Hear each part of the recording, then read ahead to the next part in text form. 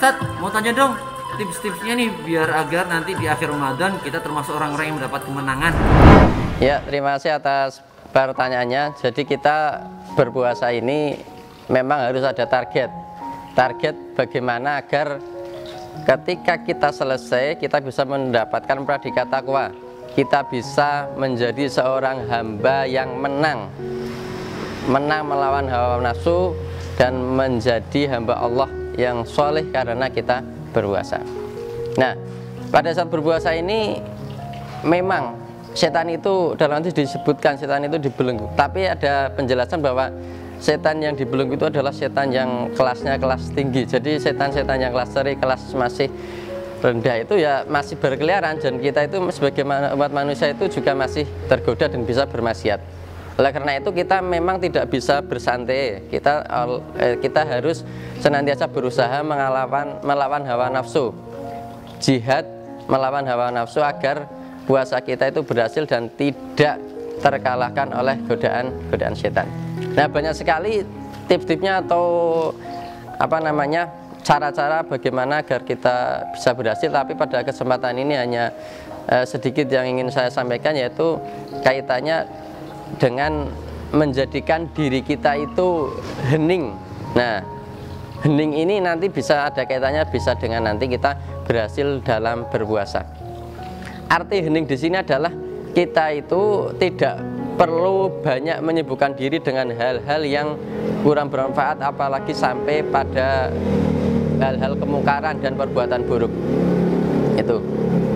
Jadi kalau kita dulu pernah atau mungkin saat ini juga masih sering melaksanakan upacara itu ada heningkan cipta. Nah, itu di situ adalah momen bagaimana kita merenungi atau kita bisa mengetahui lebih dalam bagaimana dulu perjuangannya para pahlawan.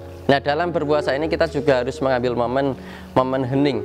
Kita harus mengambil waktu, kita harus menjadikan pikiran dan hati kita itu tidak tersibukkan dengan hal-hal yang kurang bermanfaat apalagi merusak.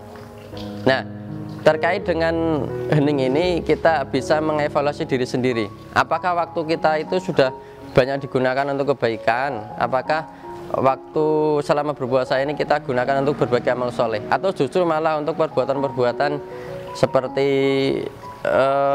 dengan menghibah orang lain yang seringkali terjadi. Nah, termasuk juga di era internet ini kita seringkali tersibukkan dengan medsos, dengan ada Instagram, dengan Facebook, dengan Twitter dan sebagainya, yang justru itu seringkali kita malah tidak menyibukkan diri dengan Al-Quran. Tidak masalah kita tetap berinteraksi atau membuka-buka medsos, tapi yang paling penting adalah kita tidak boleh sampai Al-Qurannya tertinggalkan.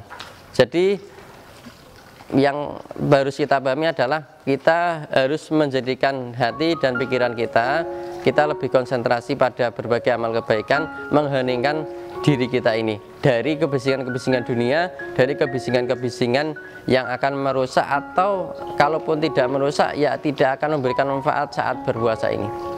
Nah, dulu pernah ada seorang atlet tembak dari Amerika dan memenangkan Olimpiade pada tahun 1976. Dan beliau juga termasuk seorang penulis buku. Pernah menyampaikan bahwa menembak itu adalah sebuah olahraga atau sebuah pertandingan yang perlu banyak konsentrasi atau perlu pikiran yang sangat fokus. Nah, dan ternyata ketika akan menembak itu atlet ini sebelumnya itu sudah berpuasa atau sudah tidak makan dan minum selama 12 jam. Kemudian juga latihan lari sampai bisa mengatur detak jantung, sehingga nanti bisa ada kesempatan 1 detik untuk bisa menembak hingga nanti sasarannya tepat. Nah, dari kisah ini kita juga bisa mengambil hikmah bahwa ketika akan melakukan penembakan atau akan mengikuti sebuah kejuaraan saja itu juga perlu melakukan berbagai macam usaha. Maka kita sebagai umat Islam saat berpuasa ini juga harus melaksanakan berbagai macam upaya. Nah, salah satunya adalah dengan mengheningkan diri kita, mengheningkan pikiran dan jiwa kita dari berbagai kegiatan yang tidak mendidik, yang tidak akan mendukung tercapainya kesuksesan dalam berpuasa ini. Nah, kaitannya tadi yang saya sampaikan di awal tadi, kaitannya dengan hibah ini yang juga seringkali kita temui atau bahkan diri kita juga kadang melaksanakannya, ini perlu dihindari. Nah, hibah ini adalah hal yang sangat merusak. Bahkan di dalam Al-Quran firman Allah surat Al-Hujurat ayat 12 itu disebutkan bahwa hibah ini ibaratnya adalah seperti kita memakan bangkai saudara kita. Nah, apakah kita tidak merasa jijik ketika kita makan bangkai saudara kita itu kan?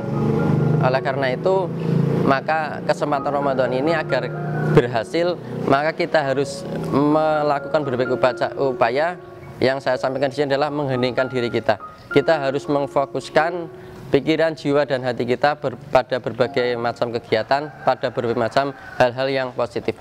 Coba kita bisa rasakan bagaimana ketika kita setelah selesai sholat, kemudian kita tunduk, khusyuk, zikir, dan kemudian merenungi dosa-dosa kita, maka itu akan terasa sangat nyaman. Itu akan terasa akan membahagiakan diri kita. Demikian juga ketika di malam hari atau mungkin saat kita waktu-waktu sahur kita berzikir pada Allah, berdoa pada yang kuasa, insya Allah kita juga akan menjadikan diri kita itu lebih bermakna, dan insya Allah juga akan mengantarkan puasa kita pada keberhasilan. Ini jawaban dari saya, semoga bermanfaat. Semoga kita bisa menggapai derajat takwa dan mendapat bimbingan Allah Subhanahu wa taala. Assalamualaikum warahmatullahi wabarakatuh.